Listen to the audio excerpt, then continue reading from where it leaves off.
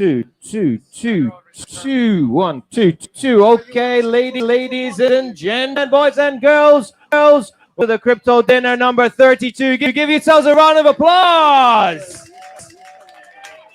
How are we doing? Are we good? Are we good? Let's just have a see who has been to our events before. Raise your hand. Okay, okay. And if you've never ever been to one of our events, that's it. Fives. Okay, a few more. And if you don't know, your hand up. There we go. Thank you, sir. Thank you. My name is Daniel. This is Chris. So why we have Vadim with us. Hello. Ooh, turn it down a bit. Two. We had a big issue with microphones last event, so we're on an upgrade. So if there's a bit too loud, give us a little bit of time on it. So we've been doing these events for most of last year, and we have two main reasons that we have been doing them. One has been for education, and one has been for community. So those that have been here before to some of our events, would you say a nice community? Yeah. Okay. So we week between week. Some weeks we have a facilitated event, which is tonight, and some we have a social. So when we have a social, people meet up here every single week. But we mainly focus on like multiple conversations, beers, relax, and then when we have a facility event, which is like tonight, and this is the first we've done since early Jan. Yeah, January 19th. So because of the restrictions, it's just been difficult a little bit to do them. So it's really good. Thank you for our patience. Curious because the groups changed so much. There's so many nieces here. Who joined the Telegram group February onwards? So this month. Any people totally new? Okay.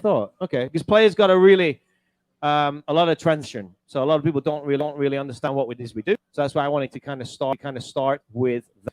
So before we go any further, a couple of questions. If tonight's a facilitating, and you out this out, how many conversations do you think we should? Many. Is that us? That's not us.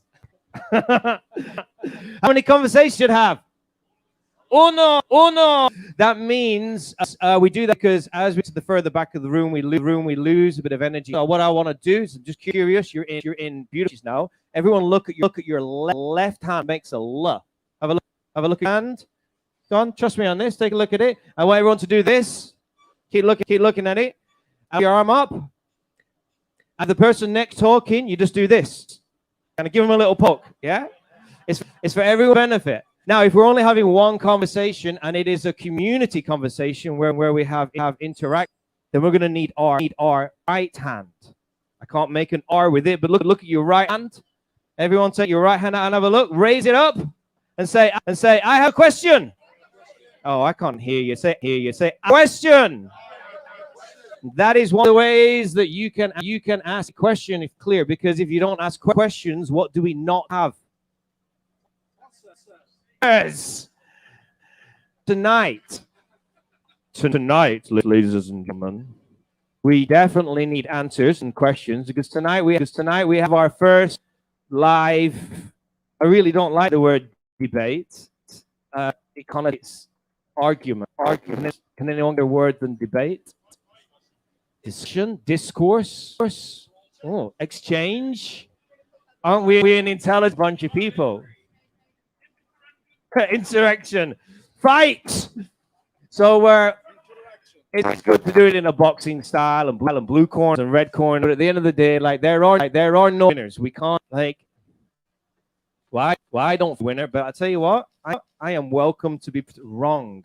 So I did ask people if they wanted me to be part of a panel stage, but I realized big jump between being behind a keyboard and having a strong opinion and standing in front of 80, 100 people and sharing your view live. It's much safer when we're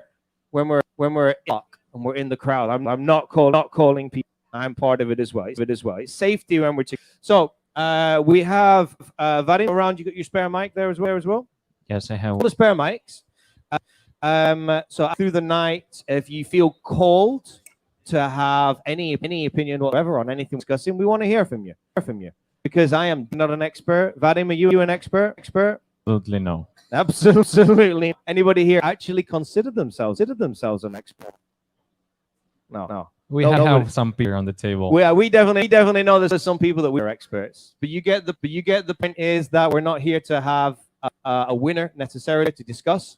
And if every person here walks in with this much more knowledge about coin and crypto and Bitcoin and blockchain, we've done our job. So, without further ado, can we have a drum roll as we enter the blue corner? Come on, give us a drum roll. Drum roll. We have Bitcoin in the blue corner. Give us a cheer if you like coin. Okay. In the red corner, one more drill. Well, who's in the other corner?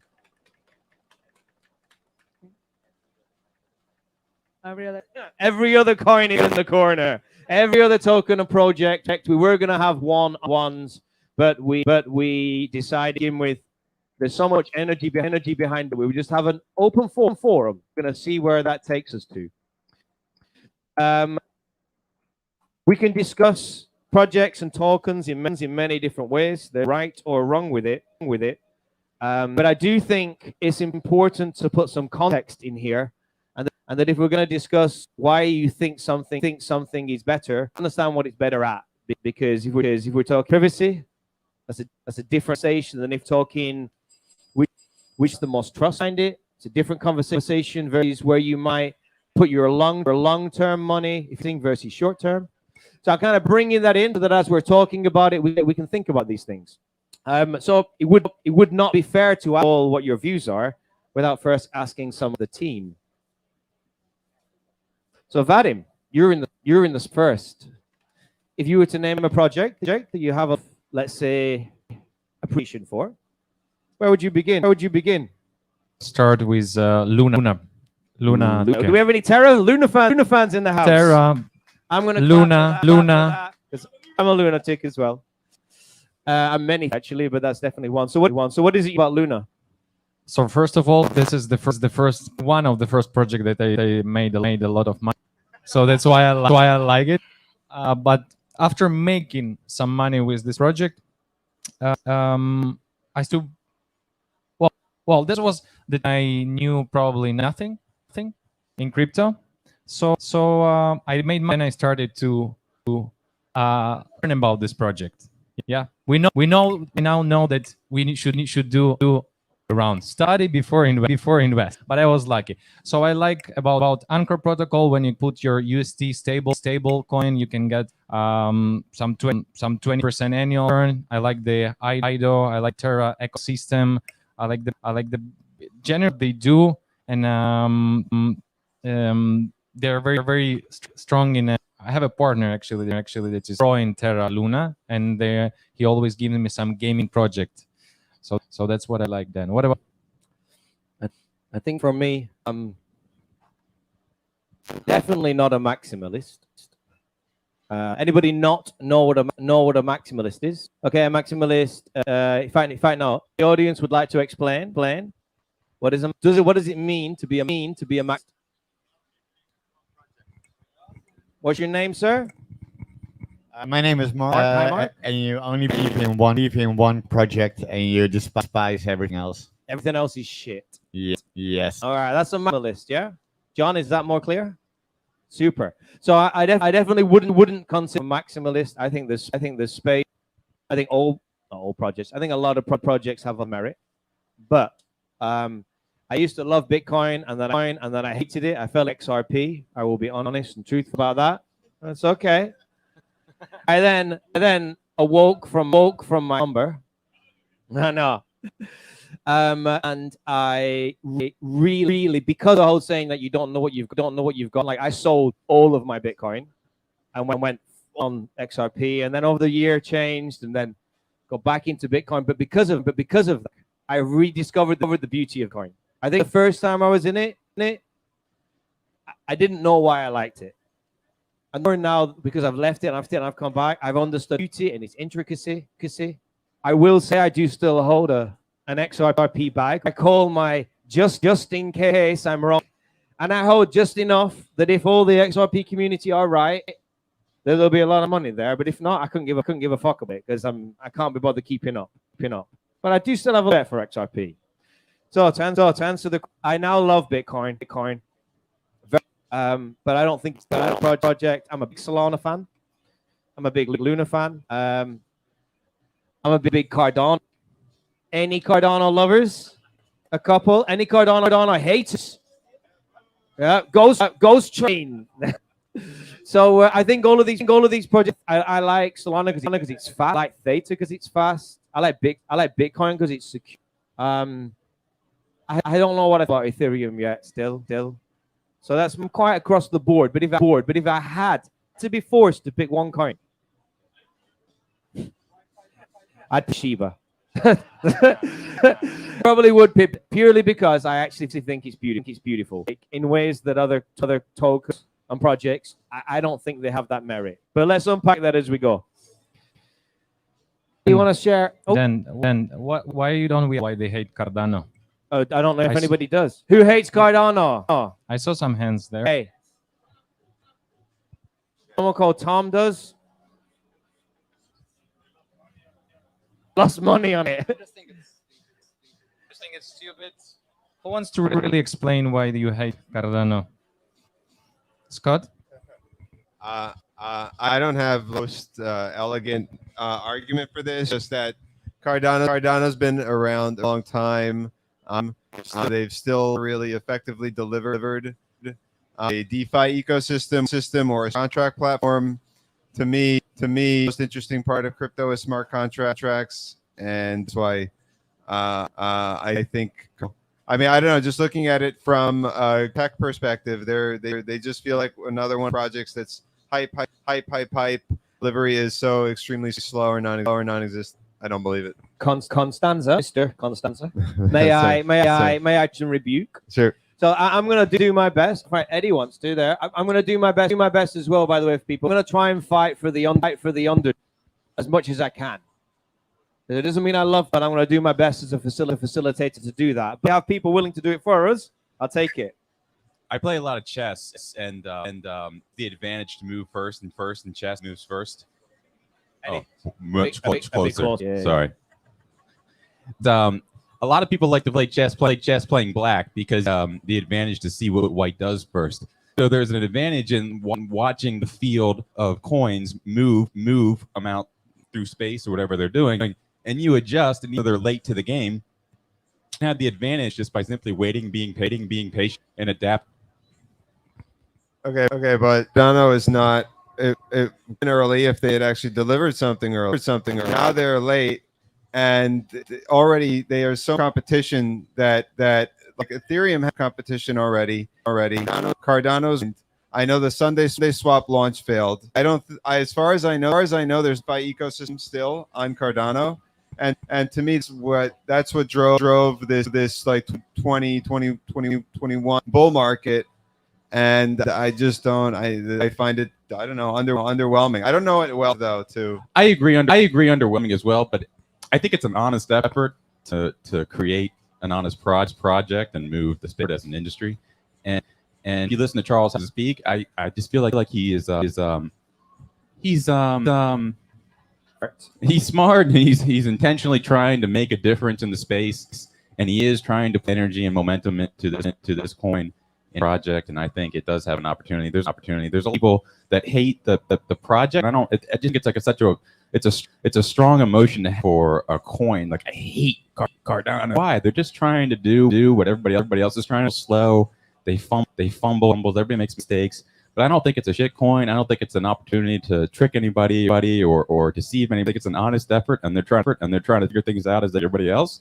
It's just taking a little longer, and that's it. Well, I think the problem with Cardano is the community a little bit. They did the same thing with XRP. There's like endless amounts of and promising that it's going to 1,000, and it's like based on what? Charles Hodgkin would never say it's going to 100x. He says like. No, I'm not saying that, but I'm saying it's just like, it seems to me like a lot of the people, context in which I'm always hearing about is some influencer on YouTube saying it's going to 100x. Yeah, but those are influencers on YouTube. Right, but why Cardano and XR Because projects that are I could like Toronto wise bottle are for 100x if you want, but I mean they're YouTube influencers. Go to the project, to the intention. Yeah, I never To went leadership. deep on Cardano. Let's just create a bit of space here because Constanza's made a really good point there.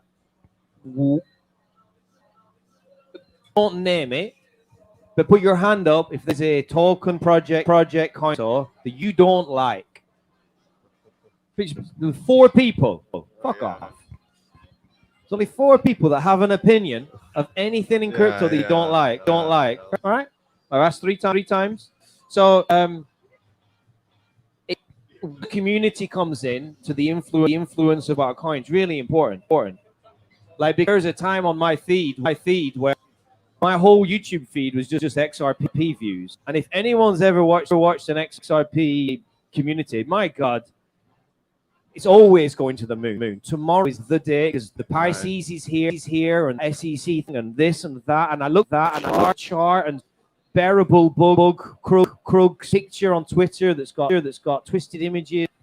It's crazy, right? It's the same like AMC, GME stock as well. There are people like does not matter what happens with the. It's all just manipulation. It's going to go to the moon. People are there suppressing the price. Yeah. So the reason I bring it up is because I remember what into Cardano, and the one reason I love Cardano and you don't.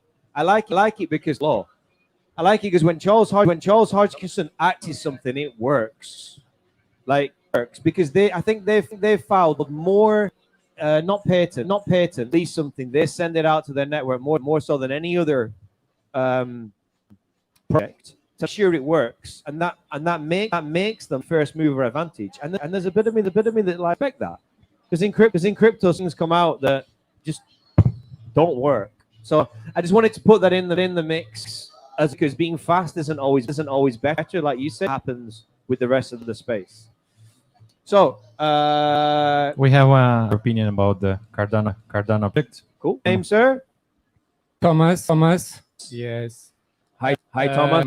I have the same opinion. I have the same opinion like Constanza. Okay. Don't like Cardano. I'm sorry for my English because I'm from Germany. So obviously my English is not so. Cardano is kind of what he's about. It's like Moon Boys, right? I mean, there are no fundamentals. Like, if you check what is the daily transactions, what are people really, what people are people ready to pay to use the blockchain.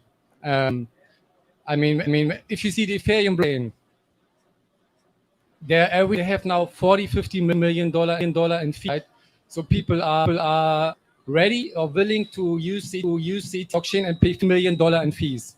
Yeah, right, to use it, right? So people always complaining, high fees, blah blah blah. Okay, so why you're not going to use Cardano or any of this other? Why Cardano don't have $1 million or $2 million in fees? I don't know the numbers about Cardano, but I think they have fees around maybe, I don't know, maybe $1,000 or $500. I mean, people are not. Why are they not using Cardano? No, why are they using Ethereum? And like Moon Boys, Cardano is like much marketing, but when you look at smart contract things, I mean nothing, right? There's no any good projects people using in their daily life. And if you see, compare it to the market capitalization, you pay 30, 40, 50 billion for what? For if you compare it to Ethereum has like trillion, but like we have like thing, you know. Is it not fair to say compare it like to? I mean, I don't know. I'm not a specialist for Cardano, like all these other coins, let's say like this, but compare it to the market capitalization, compare it to the team and to the decentralization. Cardano is for me way over at this point of.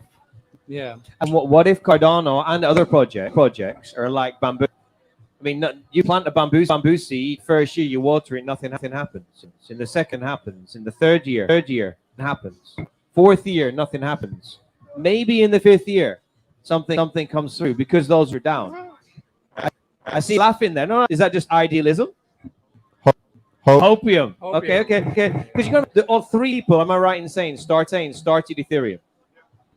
Vitalik, Charles, and Polkadot. James, Chris. What I have read, Ethereum has Chris? eight founders. Ethereum. There are like 8 people in the founding team of Ethereum, and there are 2 people ex-Goldman Sachs members. So there are more than 3 people. Yeah, but I mean from maybe the technical side is that's a relevant perspective. So like Charles Hauser for saying that is when we talk about moon coins and moon days and the community side of things, like I think they exist everywhere.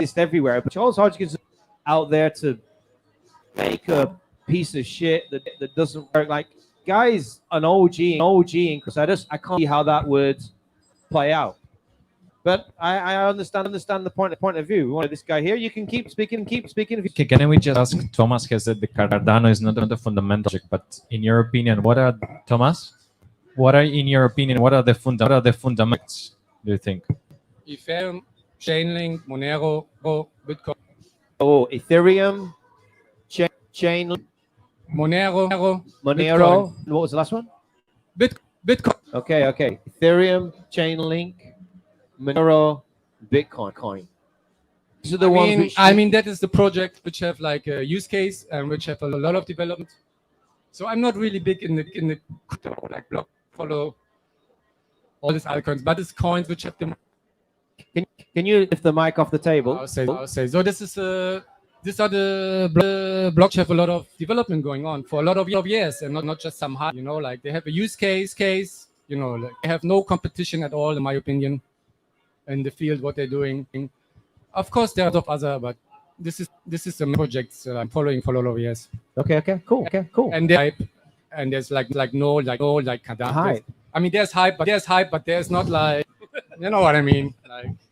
So we're gonna come to this guy first, but I want someone to give me a different view that there.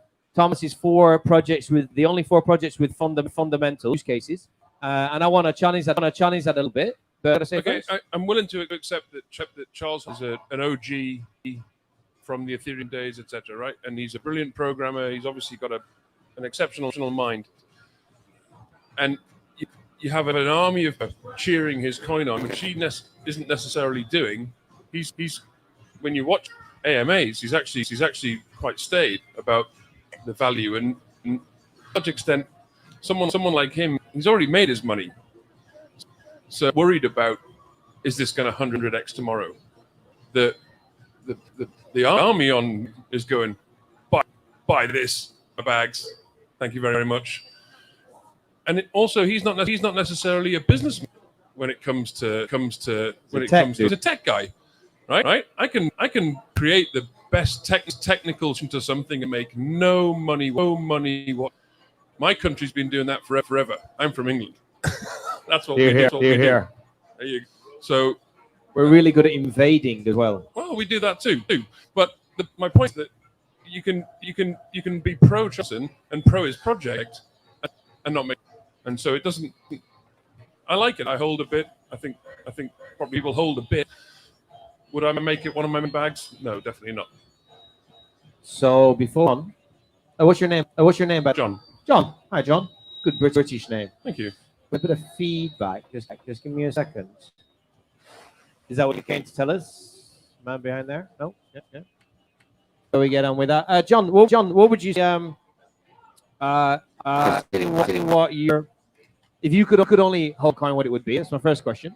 And the second question is talked about 4 projects with what he believes was like 4 strong projects, strongest fundamentals, or maybe the only, because I wasn't too sure whether you agreed or disagreed. Well, one of the things he said was no hype. So one of the things that it's easy to. John, can I pause? Can everyone hear us or is going on next door? Are we good? Anybody need the volume up? Can you hear me? Can you hear me? Okay. You wouldn't though, would you? Yeah. Okay. You want the volume up? All right. You want the volume up? Okay, we're going to attempt it, but just Here, Dan. that's because you're right next to a speaker. No, but a little bit. But if it's coming back down again, Guillermo, you good? Good. Yeah, we're all good. I feel like we got a lot right there. Just turn that down a bit. If you guys are on the ones that have the little blue thing, if you just doing this, you just get closer to your mouth. Try and not have a big. I mean, listen. Oh, yeah. One, two, two, Can you hear me okay? two. Perfect. Yeah. John, sorry for interrupting. Carry. So you're gonna have to ask me. That. What were you answering first? Either what is your preference? He was talking about like the projects that he likes not having too much hype.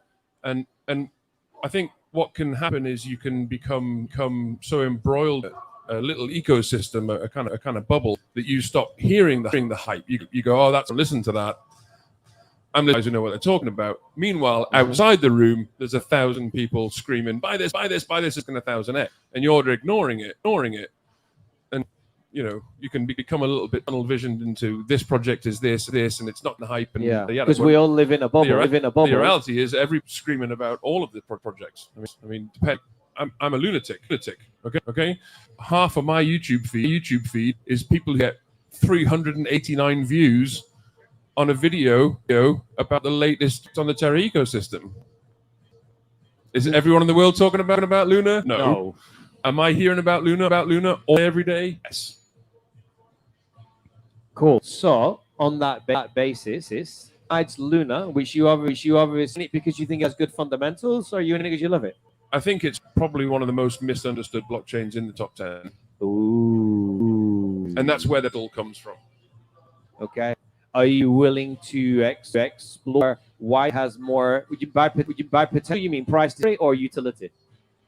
Well, I think the utility of it is to understand. So when people, let's call a spade a spade, right? Everyone calls Bitcoin. It's a store of value. It's 21 million. It's never going. Ethereum plus add Polkadot, Cardano, whatever you want, smart contract platform. So they all kind of bundle in together. And Luna, the Terra ecosystem, it's all around creating stablecoin assets and mirrored assets and all this. And people I know from talking to people, nobody gets it. Everyone's like, oh, I don't really understand a smart contract, but I can kind of understand it. And then I talk to them about Terra. They're like, huh? And so I think about synthetic there and stuff like that. It's not made in yet. Yeah, but I mean, if you look at thing about what's going to happen with USDT, right, and USDC even there's dollar bank, so the American government maybe have for what's going to happen with that. Well, if you're creating a stable dollar coin that's got no dollars in the bank, I made the comparison to someone yesterday. The US coming after UST is like company that I own a shop that sells bags of rice. The price of rice changes, and instead of changing the bag of rice price, change the amount of rice in the bag for $1. Right? Hang on. Slow down. Well, I know that was a good analogy. I've got my little store, and I'm the rice. And every day the price goes up and down. Right? And so instead of having a kilo bag of rice, and today you come and I say, oh, it's a 20, and you come the next day, oh, it's 80. I change the amount of rice in the bag to equal the same price. And it's every day a bag of rice and what changes is the amount of rice you get, not the price. And that's what UST does. Changes price against. So flip your thinking, because everyone's thinking about what's the price of Bitcoin, what's the dollar price of this. Okay, the Luna price of a U. I'd like to say I'm with you on that, and I know that there is some depth to that. But whilst I'm also thinking everything in here, I'm not. But so long as some people here understand what John was saying there. Yeah, a few hands. That's good. That's all we needed. A general gist of it, but I couldn't be with you. No, but it's precisely because 4 people put their hand up. Yeah, that proves my point. Yeah. Most people in the room, no disrespect to anyone in this room, but most people stand it. And when people do stand it is when the real adoption comes. That's when we'll see which means it can either be really people understand, or it's wrong and stupid, and people don't get it for that reason as well. So that's why I can't agree. But I'd like to think about it. So I appreciate that. I get you, but then we lunatics need to push the understanding of. Melanie, question, John, can I borrow that? Thank Thank you for sharing, John. Melanie? Thank you. Hi. I just want to know how is that possible? Isn't it USDT a stable coin? Like yes. Like, but how is it possible that it goes up and down and up and down? If it's a stable coin, it's supposed to stay like always the same. Are you talking about DT or UST? Like I don't know if it's USDT or US, like whatever you said, Okay. stable coin. So UT is Tether, Yes. and USDT is USDC is Circle, and then Luna, their ecosystem, which is run with the Luna token, has a stable stellar token called UST. It's a different asset. Okay. And so there's with UST, with UT, everybody here knows has all the money in the bank. Right? Hey! UST isn't like that. It algorithmically programs to burn at $1 worth of Luna. Okay. So if you consider being the bag of rice, it's flipping stable on its head and saying it's not one. Imagine if it was Bitcoin. You say, okay, well I can create if I get rid of $1 worth of coin, I get a dollar stable coin. Or what of Ethereum, I get a dollar stable coin. And so it's not the dollar that changes. It's the on risk asset if it changes, and that's what happens with Luna. That price up and down, but dollar stays the dollar. I'm But gonna. there's no money. There's no money in the Mix bank. up That's the two important. names. That's why I didn't understand. No problem. it. You're welcome. And I'm just going to interject here because actually at some point I'm going to have a stable coin because not all stable coins are made equal, and I would love to really unpack that a bit more to see how that's different from how other stable coins work. So I appreciate that, John, because of tonight, and I know that it's relevant for yourself, but it just steers us a little bit away. No, that's cool. So what we're gonna do is pick that up when we have the stablecoin one for sure. So where did we get to? We got some Thomas at the back there. We came. John wanted to bring any stuff on Luna there. Before we kind of flick it back to Bitcoin, we heard a little bit from Cardano. We've heard a bit. Do we have Ethereum junkies in the house, or any people that like to fight the corner for Ethereum? Because I don't know a lot. Thomas, brilliant. Can we give Thomas a round of applause for volunteering for Ethereum there? Thank you, brother. In the red corner. Okay, Thomas. Let us know. Well, let's just open. Why do you like Ethereum? Because it has the biggest developer community behind it. And it has the biggest, say, how I say this. If you need something, The Fortune 500 companies. There's an index in America. You know, the biggest 500 company. How you call it? S&P 500. Yeah. Something like this. Yeah, it has the biggest company behind it. So like that's the biggest trust. It has the most developers, usage. It has the most users. It has not the most. Like there's some other like thing. They collected a lot of money, but yeah, I mean I'm a Bitcoin guy. And 2017 I switched to Ethereum. Fundamentals were for me in Ethereum because Ethereum is for me what Bitcoin was supposed to be: decentralized money. So can I just pause you there? Are you saying that you consider Ethereum more decentralized?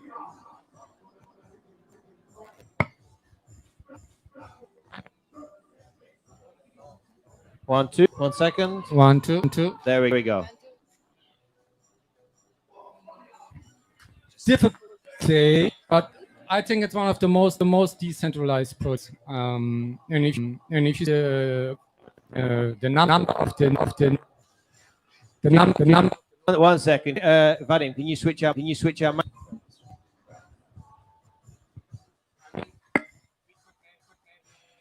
We ask this guy. knows more, but the number of the node count, like I think it's the most the most decent projects. Next, what I didn't like about Bitcoin, 70 to pay a lot of fees, and they didn't raise block limit how more you. Yeah. Apologies for that. Yeah, no problem. Okay, let's carry on. I don't know. I'm from Bitcoin, and I changed to Ethereum. I follow the peak space, and the most smart, they switched to Ethereum after they were OGs from Bitcoin. So, you know, Because, like I said, Ethereum, for example, has like way more daily transaction now, like 4 times more transaction, and Bitcoin has like $2 million fees. Like people are willing to pay two million a day in fees to use the Bitcoin blockchain, and Ethereum has like 40 million. So there's way more demand for Ethereum, for development going on. And what is Bitcoin? Bitcoin developments. There's nothing going on the last 5 years. bear with me a second.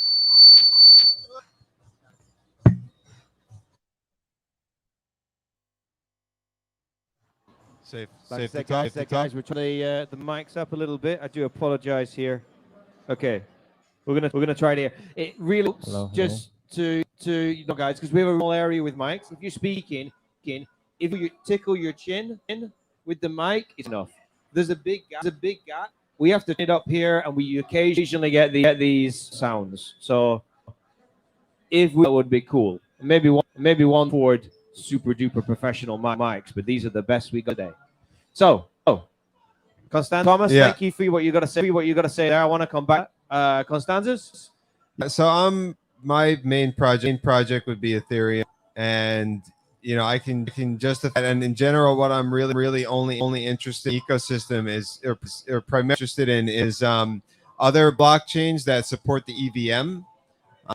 So that's like the same interface that you program smart contracts, and that's really, there's a whole thing about what standardization does blockchain. The fact that there are some projects that like Binance Smart Chain, Blanche, Phantom, the largest projects that have the most value locked in them. I don't compare to Bitcoin. I don't even know how you measure Bitcoin, but with those other smart contract platforms as well as others like Solana, Luna, Polkadot. But the difference is that the blockchains have their own programming language, their own interface. They work in a fundamentally different way than the EVM chains do. Where if I'm there, what's EVM? This is the really like the fundamental contribution that Ethereum made. I don't think people understand that Ethereum is so vastly different than any other project that it's called the Ethereum virtual machine. And what is it's an engine for executing smart contracts, which is a really powerful, right? Because if you look at a blockchain, what is blockchain fundamentally? It's a data. It's a public database that any individual can transact. You can like write to from the database in a permissionless way. It's a very cool concept, and it lets you write a new application. But Ethereum took this model so much further because it supports something called a smart contract, which is essentially an automated. It's an application sort of. How would a smart contract? Smart contract is like, if you think of the blockchain as a database, a smart contract is an automated function that you can use to extend this database. So you can have I mean, the primary use case that people are using it for is actual contracts and things like DeFi, where, for example, you can stake your in a platform, and there's a contract there that guarantees you can withdraw them even though they're being lent out. So you don't have to trust an individual. And this is what's fundamentally decentralized. Even if the underlying blockchain is centralized, like Solana is centralized, fundamentally speaking, there aren't that many nodes running the core network. But you can pretend that you can them whatever projects are running on top of Solana, you can trust their like you don't have to trust if you just trust Solana, right? You don't have the project running on Ethereum, you just trust Ethereum. That's why I think Ethereum is the biggest chain. Why people are paying hundreds of millions to use it, because it's the most trusted. Bitcoin had supported smart contracts, and maybe that would be the most trusted, but they don't. And the way I see Bitcoin is fundamentally different than basically anything else in crypto, because it's one, really no active development going on. They have stuff. It's not true. There's Lightning Network and some other thing. It's mostly a project that's kind of known stable. It's not like Ethereum. Ethereum, I'm super bullish on. It's my favorite overall project, but I think that there's risk involved. That's also why I think it's an investment than Bitcoin, because that they don't deliver. If the project fails, if the developers fail, if they don't deliver on this 2-point merge, whatever, it's going to the project that's going to hurt the holder. So it's a more risky investment. There's also more upside because we're on the future thing changing. But that's if you want side. Yeah. Like, what if you're years old, you've made your money, you go. You actually don't want the risk. You want wealth preservation. Yeah. No, I think that Bitcoin is an excellent risk hedge against the risk that's in the rest of the crypto market, as well as in the whole the financial system. But people talk about Bitcoin like, oh, you're going to get rich on Bitcoin, and I don't think that's been true for a long time. It's more like, the way I see it, I want to see Bitcoin perform, because that means that people are prepared to buy alts, and they're taking profit alts, which means that alts are doing well. But then because you brought up the station of price, it is really difficult to chains from a fundamental when in any given, 80% of people in crypto are not there because of the technology. I love the technology now, but to begin with, no, I was getting in. I just felt it felt really interesting and exciting thing. I think unless you're a tech nerd or tech, I don't think you get blockchain until you've got in it a bit, because I don't understand the internet before we had it. Just I certainly didn't have a place in my brain to put it. So just talking about price for a minute, like even about any coin versus any coin. If you've ever signed with wealth advisors and advisors, like, what is it you want? When do you need it back? What risk are you willing to take? And I think all decent projects. I'm just gonna get rid of moonshot coins and things like that. I think they all have up. But what are you willing to risk on it? Because the Ethereum, they might have all the development right now. They've got most money locked in. But they're first mover advantage. But they were the first Bitcoin-esque blockchain they had first mover advantage from that contract platform. Yeah. So then if you go down a street and there's a club and everyone's been in it and get all the DJs and everything, if you don't deliver on ETH 2.0, and other projects that are coming up that nailed a lot of what Ethereum has able to. They don't have all the development. I'll come to you next. But I think to consider money's locked in, it's just one tiny metric, because for so long it's been the only one that people could go into. Now new movers coming into the scene that want to build on a blockchain. There's other competitors. Tell you the metric that I go by, what I look at as a technologist. Yeah, and then we're gonna come to this guy over here. It's the ecosystem. Okay. And at the end of the day, Ethereum is a platform, and there are other platforms, Avalanche, Solana. It's a platform for building software. So other companies can build projects, want to do products in whatever, all the many applications of blockchain. They need a layer one supports them doing that. Bitcoin is not going to run games. It's not going to run whatever. That's fine. Not meant for that. That's not how I can't tell you what's going to be more valuable by 23.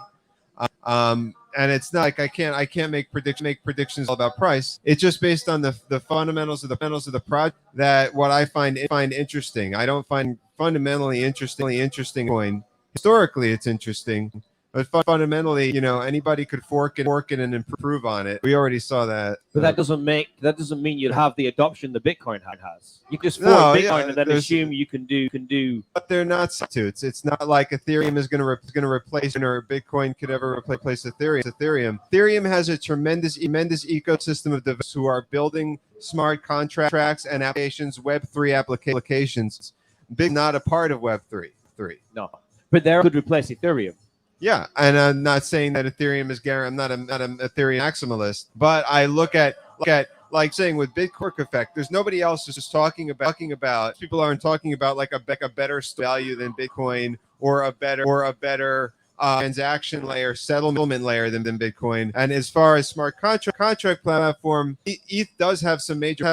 That's what's allowed a space for competitors, and maybe they'll lose. I don't have all my bags. So then, before we go to that, then I'm going to ask you a question. If we can keep a transfer on it, Yeah. Would you say personally that Bitcoin is the best or one of the best stores of value from a monetary perspective? You know what I like it the most, other than it has network effect, is that it's not ruggable, because even if City like somehow existed and rug it wouldn't even work. Like, so what's they do? Nobody can walk away from ruin the project. So I think that's an indirect way of saying It's yes. kind of like gold, really, very Okay. much like digital. It's an arbitrary. so. All right, So thank- then I appreciate that, because as we go, there's different coins that will win a different things. Thumbs up or thumbs down. Then at the minute, Ethereum is the best smart contract one. All right, cool. Because I want to start to be able to see if these are even challengeable statements. I'm gonna go to yourself, sir. I need to answer the same two questions. What's the best for?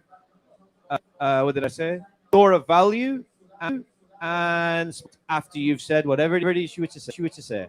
So I just wanted What's your name? Hey, my name is Harv. Parv. Yeah, Telegram. I'm at Speedbird, but wanted to validate what this gentleman and provide perspective from the inside. So I happen to be director of business development for those guys who took weaknesses in high gas fees, and we literally a layer one fork of it. We call the XDC network or Zenfin. Some had a rooftop party, and like some people have randomly and got super excited.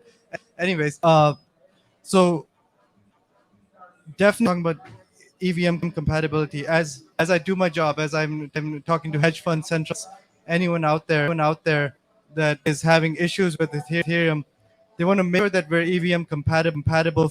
And then what do we have to offer in addition? So Ethereum as an like earlier, definite established the base, the what do you call it, the platform effect. So EVM has become a platform in and of itself, regardless of that Ethereum has been having. So we come out with a better NFT marketplace. We could better smart contract, the higher security standards, more institute grade material. We can never replace, but they're willing to take a look at us, but in context of filling the shoes. So to I also want to challenge the never replace is a dangerous statement. But we'll go with it for now. Answer the two questions first. so the first question was best store of value. In your opinion? I'm looking at some of the newer gold back tokens out there. Kinesis. We're working with a couple of anything that's precious metal backed. Coin, copper coin. I personally believe that anything that's backed by physical assets. Are these all projects that they can guarantee that they actually have the physical asset to back it? Yes, exactly. Because right now, what's backing Bitcoin institutional whales, and it's just their faith, right? Like you want your project to be backed by Musk's. Do you not think people have your, and I mean people, your influence in the backing of Bitcoin than an institution? It used to be until 2 years ago. What But happened 2 years ago? when Bitcoin political with the market, so Bitcoin is no longer a safe haven asset as of I don't know, the election time. Okay, so I'm going to hold there because I want to answer the second question. No, answer the second one. I'm going to get John's view in a minute on this lady here. Is that cool? So what do you think about tracks? Yeah, so smart contract, as I just said, I mean, it's the length. So everyone wants to see, okay, how secure are your contracts? What do you do with it? Right now, what's going on in NFT spaces? Everyone's getting into NFTs, but want to see, okay, how do you what are you adding? Not in technology, but in terms of more regulatory to prevent double counting and sort of fundamental problems. So everything boils down to the physical asset underneath. Smart contract meaningless if there's not correspond with the physical assets. Yeah. Okay. So I would say like a rule of thumb, if you're looking at anything out there, look at what's the movement taking place on the other side when you're having a smart contract or your NFT. What's the physical asset doing on the other side? It should have the opposite movement. Okay. Cool. And it's Parv, yeah? Thank you very much, my lady. Hi, I'm Merham. Mirham. Yeah. Welcome, Merham. How are you? No, I guess it's part of the same conversation.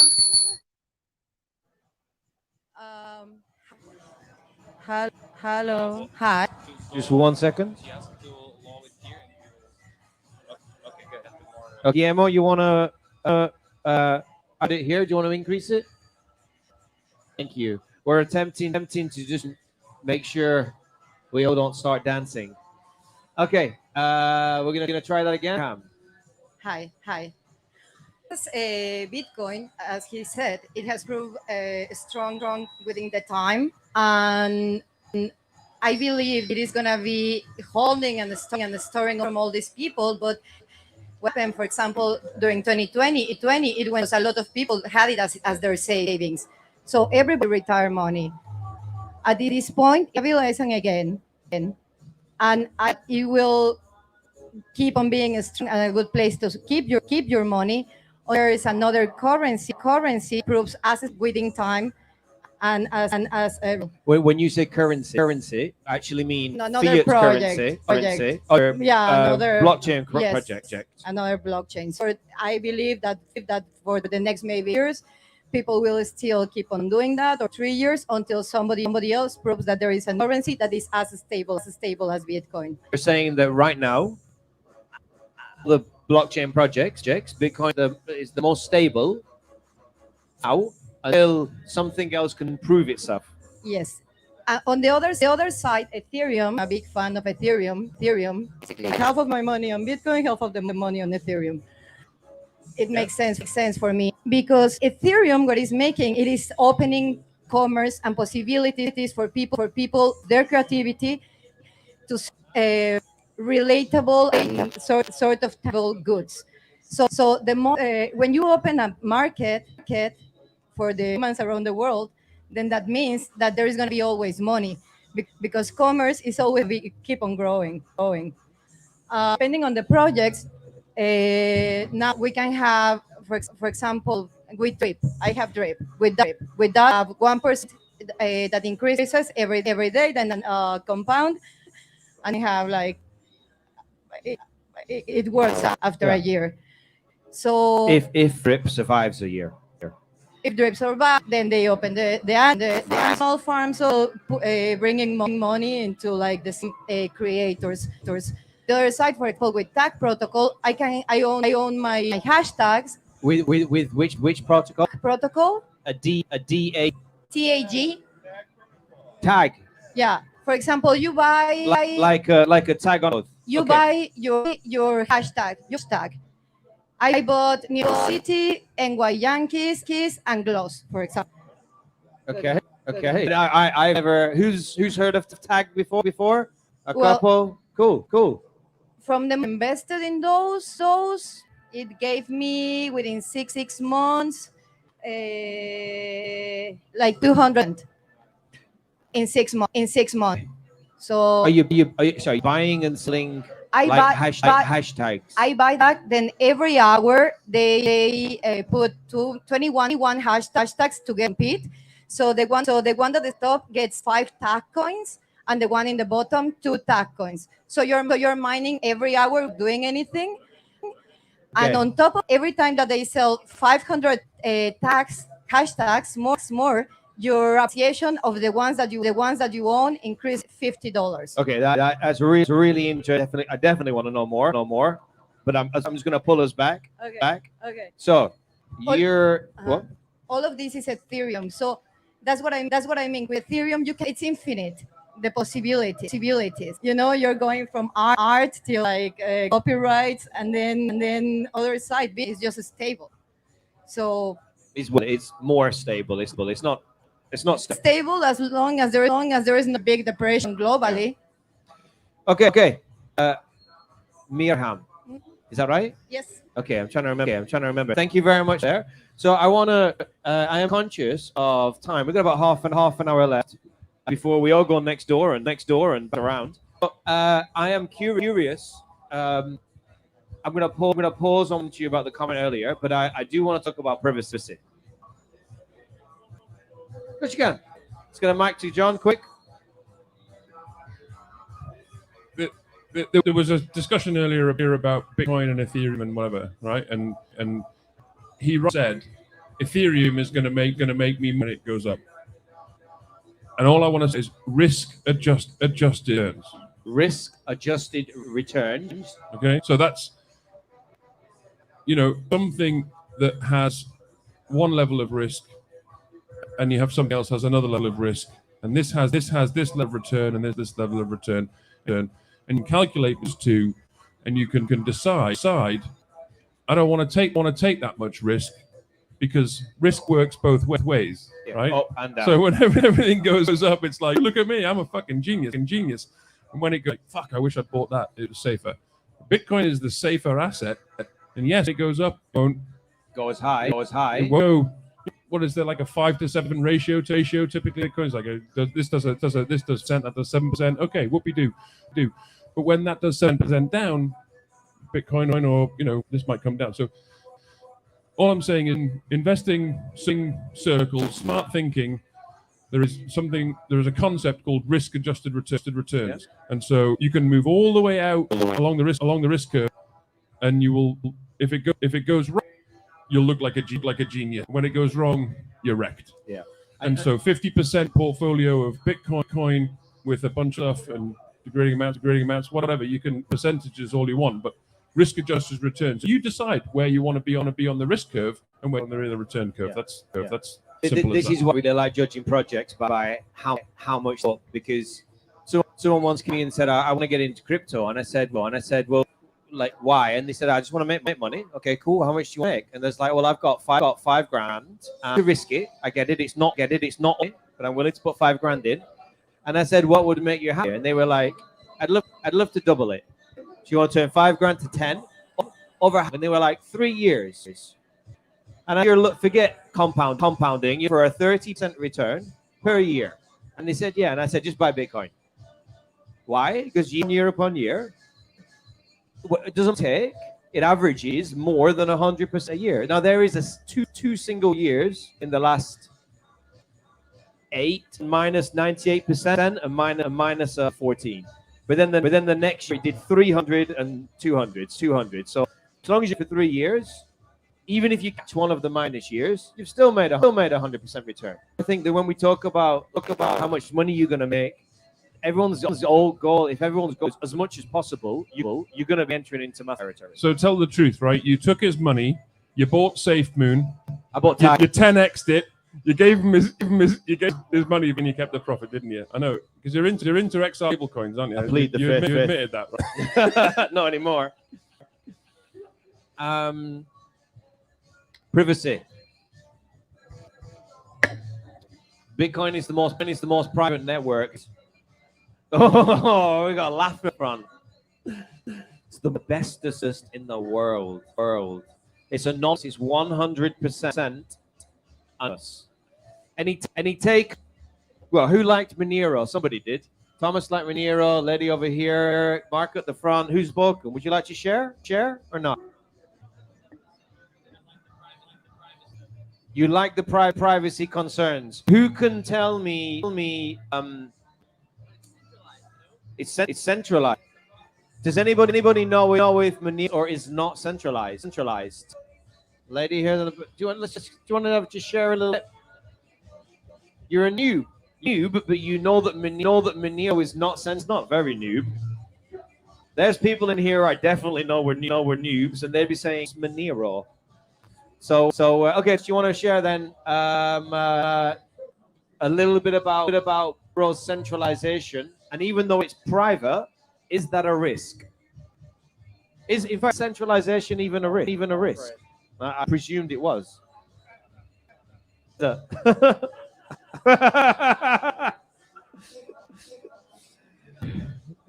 Pirate chain. Arr. Okay, Thomas. If you just kick it off, well, do you consider Monero to be the most private project blockchain? Yes. Okay, or top, like up there, in the top. Monero to hide the trace of my phone because it was private.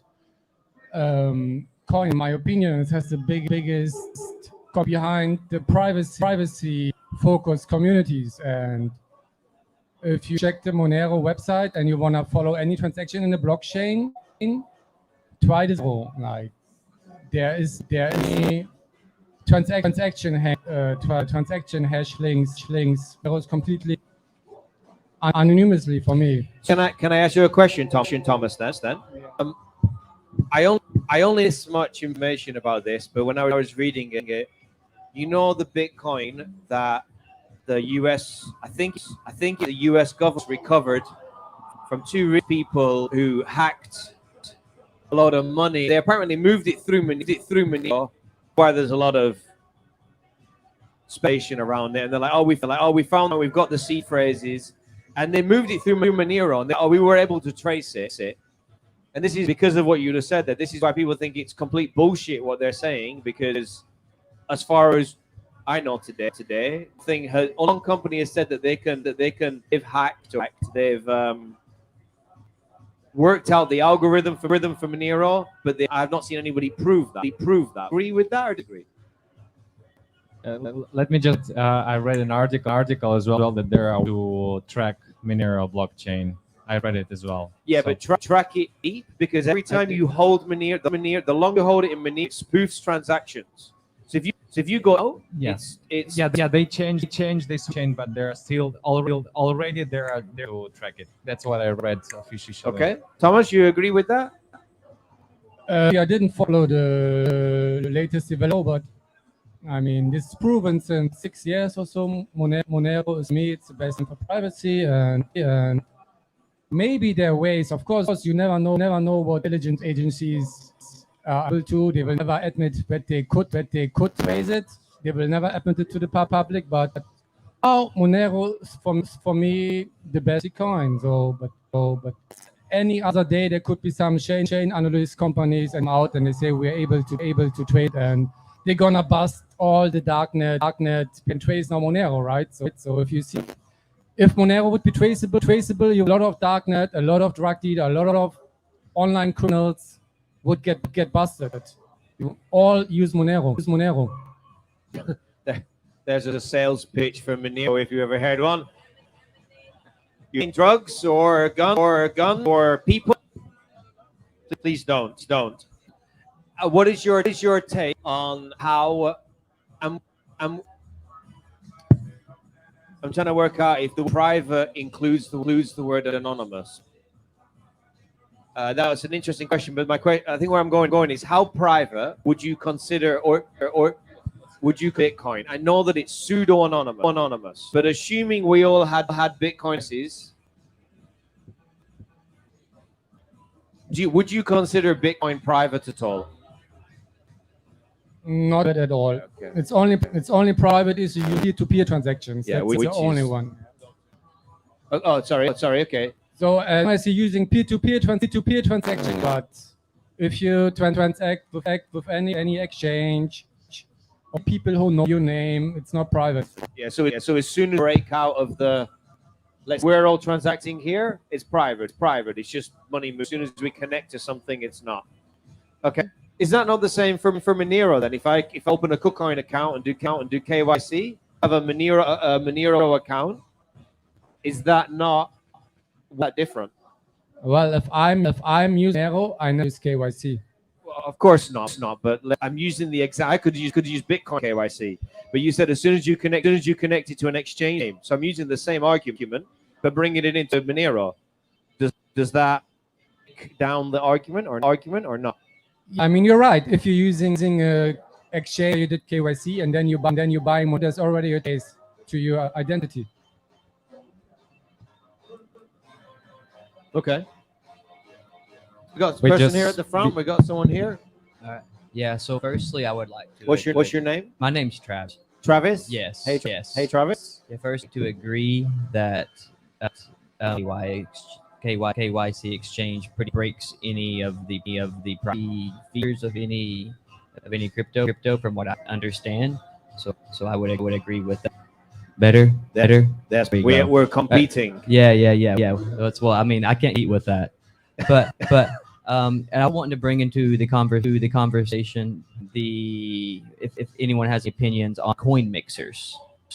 Do you know about coins?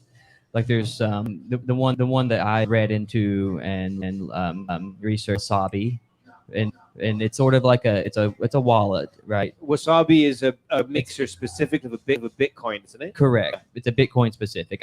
I'm sure there's others out there, but Bitcoin would be the most dominant in the market right now because that's been around for a while and that's where the technologies.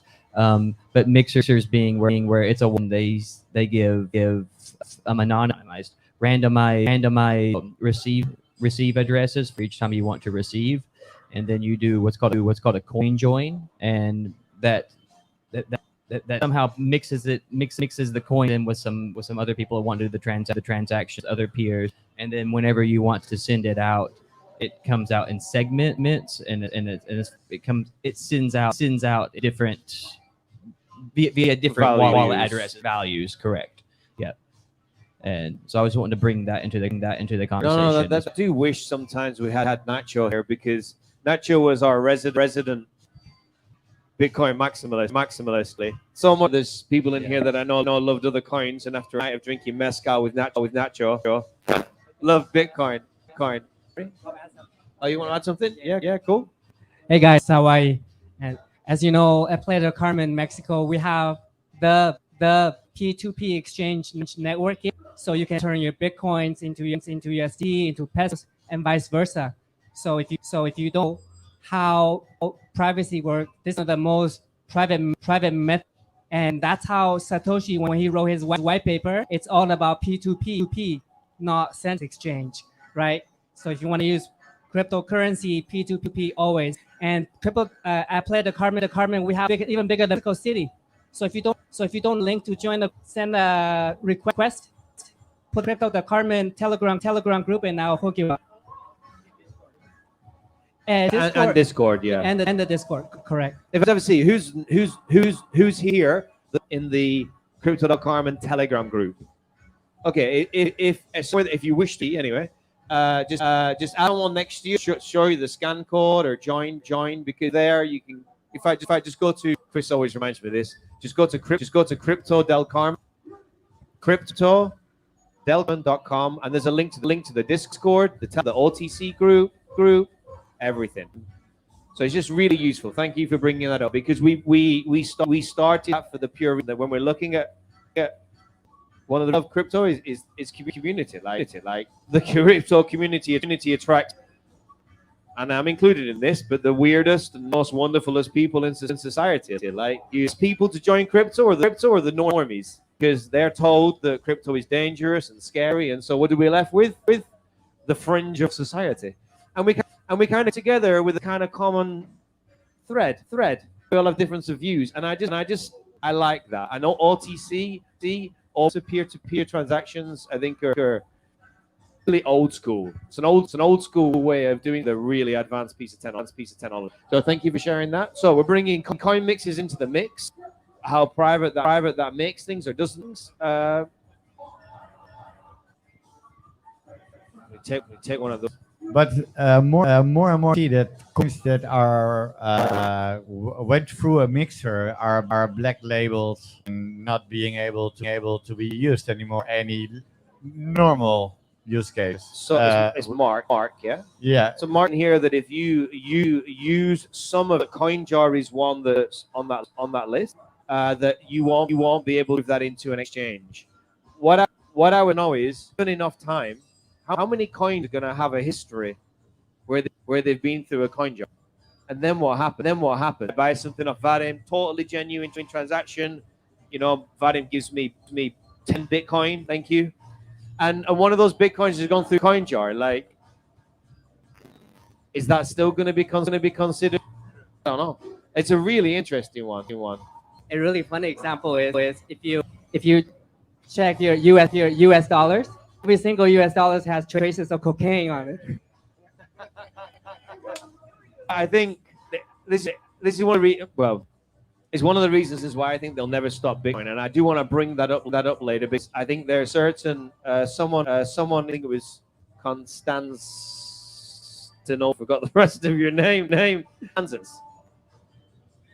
Constanza said that there's a lot of unique things about Bitcoin that can't be replaced, and I think thank you very much. But let's bring coin mixes in. Orlo. So just some clarification on points earlier. So as far as KYC Monero, from my understanding, essentially the purpose would be known. So the would have they have your bank account going to an exchange and buying Monero. But then there on through it would be essentially through cryptography. It would be encrypted and they wouldn't be able to see it. However, if you immediately bought it and then moved to a different coin, especially on some exchange, and you use the same amount, they would easily be able to track it through that Monero. However, if you put it into Monero for a long period of time and broke it into large and moved it around of exchanges, it would be far more hidden. That's my understanding as well. Right. The longer it's in Monero, and you move it, but not super fast. Right. So you move it here for a couple of days, pick it up, send it to 3 wallets, wait, and then bring it back together again. By the time as far as I've read and understood, that's one of the beauties of Monero.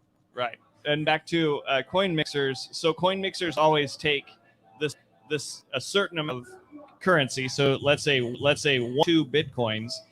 They pull it and they pull in a group of other Bitcoins, and then they mix them all up, and then they send them back to the original. But they'll send back one Bitcoins. So because of that, on Bitcoin system, it's actually fairly easy to track.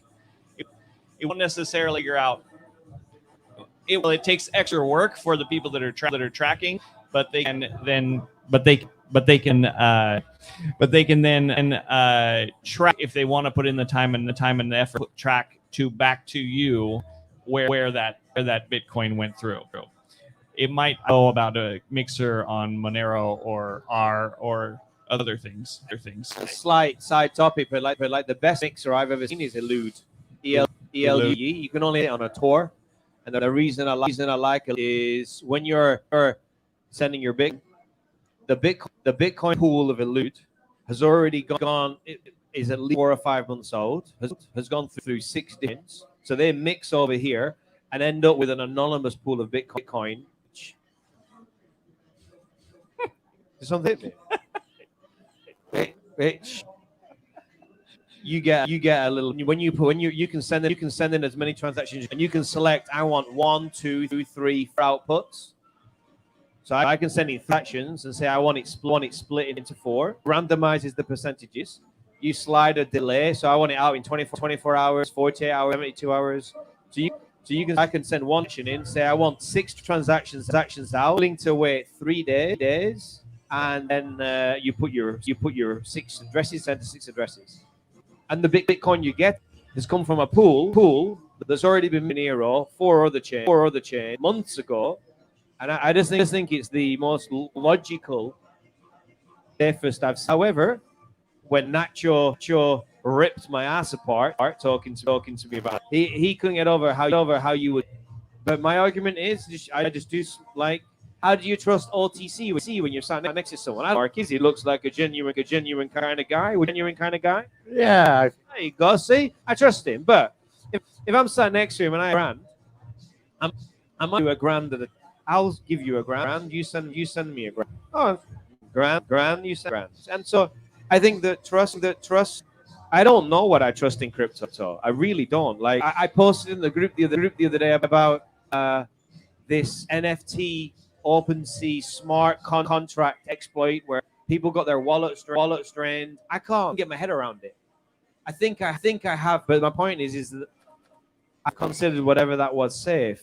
If now I understand the thing I didn't get before. So I think when it comes to trusting things, I get that a lot of crypto is trust, a really poor term. It should be trustful, but we're all at different levels of what we trust and how we trust. I do have a question. Does anyone know the difference between our other hidden coins, like, or sorry, Monero and others like R? Do you mean R is in Arweave? What R is in Arweave or Pirate Chain? Pirate Chain, R. Okay. And is there a coin that is like that? Does anyone know?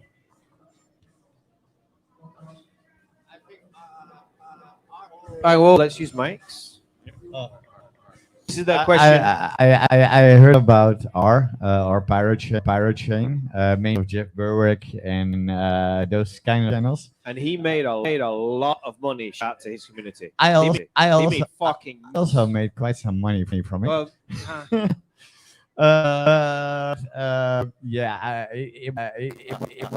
it was mined very quickly in a very short amount of time. So I think there are only a very small amount of backholders. So I think it's kind of a scam coin, but my personal opinion. Okay. Does that answer your question? That was one of them. Is there any stable coins that are encrypted that are hidden? Does anyone know? Private. Well, that's the word. Where's John gone? Has John left? Oh, he's gone for a cigarette. I would say that UST, which is the stable coin for Luna, would be what I call private. Look, all crypto is private if you never identity attached to it. The worst you're gonna, as far as I understand, is a public block. Whereas Monero, is Monero still considered a public blockchain, but it's obscure, or is it a private blockchain?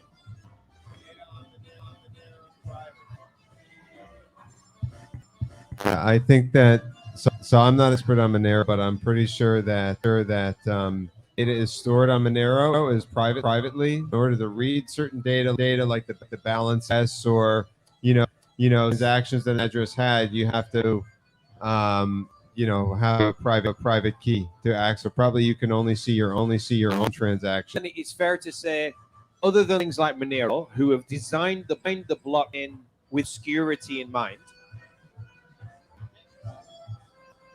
other blocks, let's just take Bitcoin.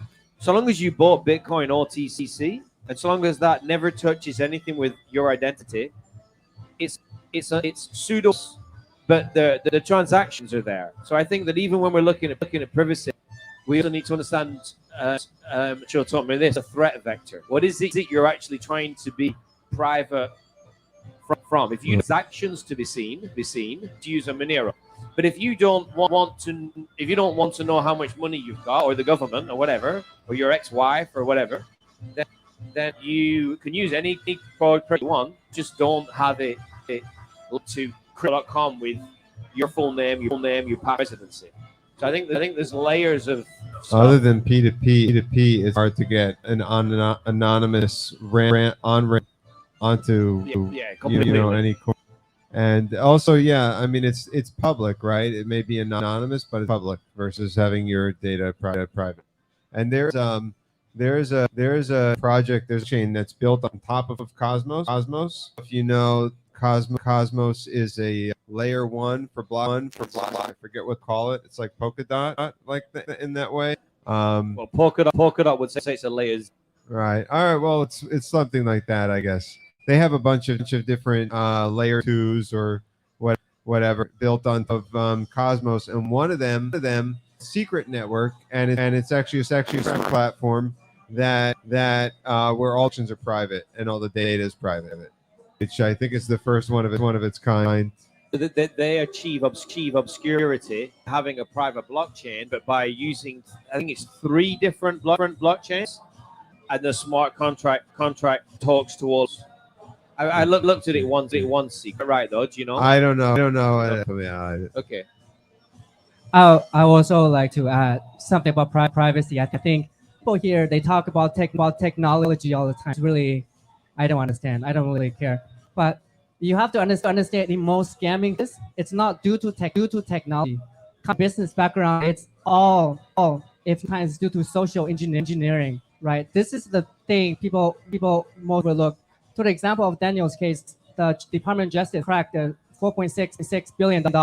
Person was bragging on Facebook, on Twitter, how she can social engineer into someone's account. So if you're not the funniest person, but you're in and everyone's laughing at your jokes, so wrong with that, right? So you have to aware, cognizant about what you're giving on social media. That's all encompassing privacy. And I feel people are so much focused on the technology, they completely missed out on the human aspect. But coming from a business background, I really want to stress that. Thank you very much, Sawai. Thank you. So we only have. We only got a couple of minutes left. In fact, let me have a look. 4 minutes before we need to wrap up. So anybody, you want to have a for your 2 pence? I just wanted to say that maybe it could be pertinent to talk about the fraud that happening with the community. I talked about it with Chris, that there were some Instagram messages asked to give more money to the community, etc. So it could be pertinent. You mean the scam? Yeah, the scam. Exactly. So, well, okay, then we'll wrap it up here. That then. So, do you want to talk? About? Because you know more about it than me. You've seen with a lot of scam accounts, they basically take the time to duplicate everything. It looks real. They'll never ask for anything. So just always check at crypto.carmen if it's anything with hyphen or anything. It's not. So you can go to crypto.carmen.com and see the real handle. But yeah, there is a scam account out there. I didn't want anyone to hand anything over because we kind of trust with people who know us, so they might easily send some crypto. I don't know they're pulling, but there is a scam, so you're aware of it. And sorry about them. I was just battling with these folks out there. They start at 9, and obviously they started earlier. Thank you very much, Chris. I hope you've all been in crypto long enough to know just don't money to people. Like I haven't watched full Tinder Swindler that's on Netflix at the minute, but I just saw it. The next day he asked me for 50,000, and there is a point where I'm like, oh, for fuck's sake, like, wait, at what point is it your? Like, I know that a lot of stuff happens, and I need to watch it to comment, but these things was like, why did you send them the money? Oh, he asked for it. Oh, okay, I didn't realize it was that easy. So if someone does start asking you for money, if you're ever concerned, we do on trust in this community. Just message that has the word admin at the end. Someone you think's been in it for. They are changing their name a lot on Instagram. I just think it's someone from some country trying to make use of a crypto. Just don't fucking see people in crypto, no matter what. Only money we're gonna ask you for. We raise money for a charity here in Mexico. It's as good a time as any to ask for it. Which one that is scamming, you say? So take it with a pinch of salt. Realize that. But we like crypto. You can make a lot of money. And looking around in this room, there's pretty much a room full of white people that are not Mexican. So we do best wherever we can to do something to give back. You're Mexican. Okay. I said that pretty much around, like, as I look, but are you Mexican? Yeah? I don't know. I don't know. Are you the only, who else is Mexican here? Raise your hand. 2. Please give them a round of applause that we have seconds in the house. I'm being really serious here because, like, you got your own tip. So this is for a lady called Edith that runs a charity for disabled people. They don't get any from the government. And when I found her, she couldn't, because of the COVID, she had to reduce from 5 days a week to 2. 3. Was it 3 or 2? 2. And so I asked her, I said, "It's money for you. What would you love?" And she said, "I would teach these children 5 days a week."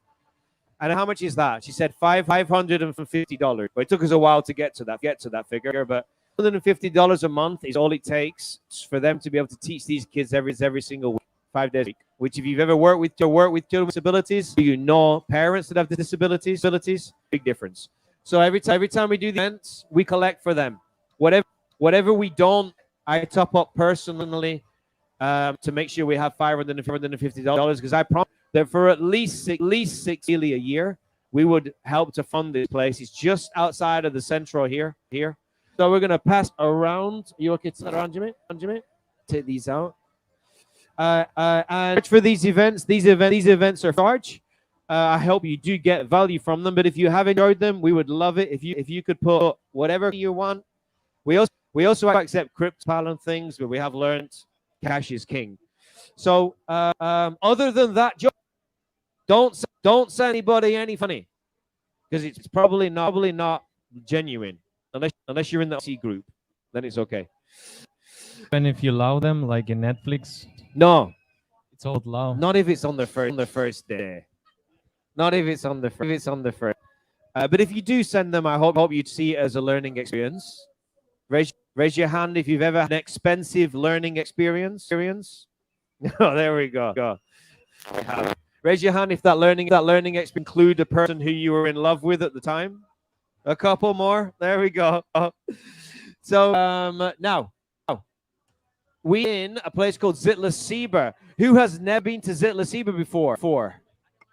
And if you have definitely been here before. All right, look, these guys at the back really put on time, and we haven't had an event for we don't have about 200 people here. These guys literally look after us so much. If everybody would please look to the back of the room and give these guys a rose.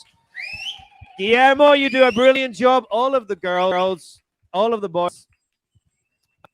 We have a lot of respect for them. And when we lost our last venue, I'll keep the person anonymous in case they prefer it that way. They said, hey, we're in your community and we have a venue. And we were like, oh, cool. And we turned up like, this is nice. We're not usually having anything. We're working on that. But I really want to give a big love and thanks to you guys, because you always look after us so much so that they have given us a reward today. Now, if you shared on the microphone, raise your hand, please. 1, 2, 3, 4. One more.